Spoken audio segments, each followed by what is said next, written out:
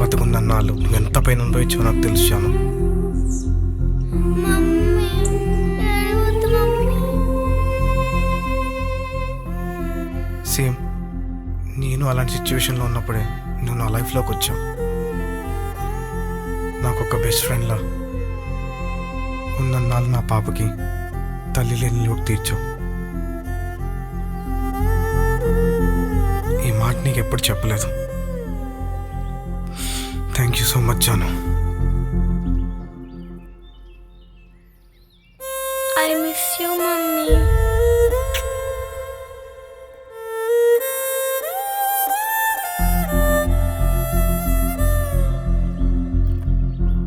చెప్పాక జాను, టైమే అన్ని పెయిన్స్ హీల్ చేస్తుందని. He's happy now.